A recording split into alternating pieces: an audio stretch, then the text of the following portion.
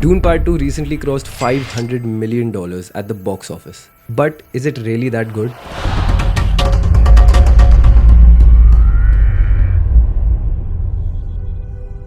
The first Dune movie came from this guy in 2021 and I immediately became a fan. And it kind of gave me a darker Star Wars vibes cause you know, space.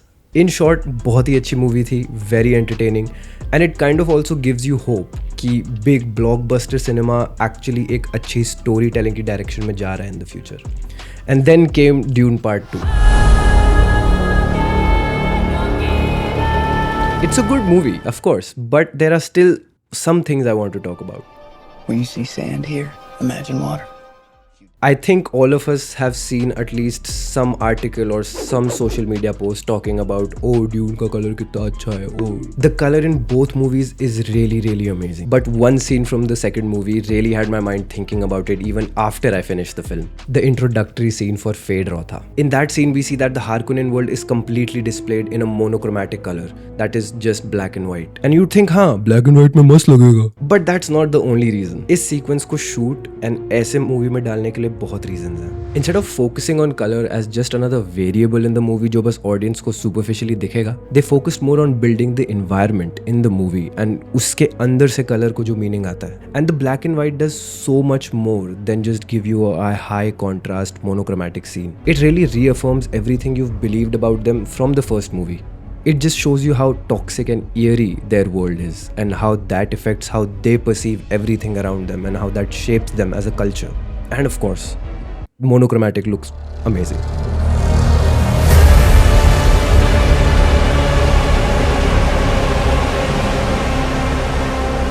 In the introductory scene for this character, we see him walk into an arena and single-handedly kill like 3 or 4 people without any problems. But he has one of the most boring payoffs in my opinion. If we go back to the first Dune movie and हम उसका fight scene लेते हैं where Paul has to fight Jamis, that fight is really well done. They didn't do a lot either. They just put the situation on the characters and then observed what the characters felt like. After Jamis doesn't agree to let them live with the Fremen, Paul comes to the realization that he now has to save his mother's life by fighting.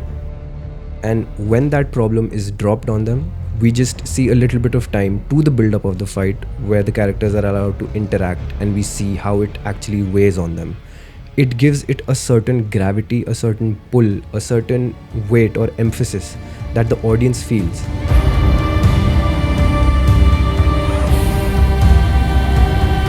Another reason I believe this fight is better is because throughout the first movie, we see Paul struggling trying to understand who he is. He was struggling to be the son of the Duke while also trying to find out who he is, while also at the same time trying to make sense of the visions and dreams he was having. And midway in the fight, Paul finds out that he has to kill Jamis, that in this, there's no yielding, you have to kill your opponent. That's where Paul's entire character's suffering and confusion finally pays off. That is why that fight was good. We saw how that fight impacted Paul's journey, how it impacted his character, how it impacted his own psyche. Now, comparing this scene to the scene where Fade fights Paul, the stakes are much higher, the opponent is much stronger, and whoever wins gets to rule the galaxy. But as an audience member, I felt like that importance was not very well communicated to us. Sure, it was said out loud and everyone knew that was the fact, but koi emphasis nahi tha us pe. There was no feeling. The situation preceding the fight escalates so quickly but also so calmly that it kind of just doesn't make sense ki why. Also because Paul was not afraid of it. He was ready to fight, he was determined to fight. So we as the audience, seeing Paul go from being afraid to fight and finally making that change to being able to be confident in fighting was not enough to make us care about this fight. If anything, it did the opposite. We didn't feel any reason as the audience to care about Paul winning because he was exuding so much confidence. Everything was according to his plan. And I know he's the good guy, but in that moment, there was no reason for us to relate to him. And then as the movie progresses along, Fade Rotha's character's motivation kind of is only to take over Arrakis. There's no connection between him and Paul or him wanting to fight Paul specifically. Paul for him was just collateral damage. Honestly, it felt like when he was fighting Paul, he went in with the same attitude that he went into the arena.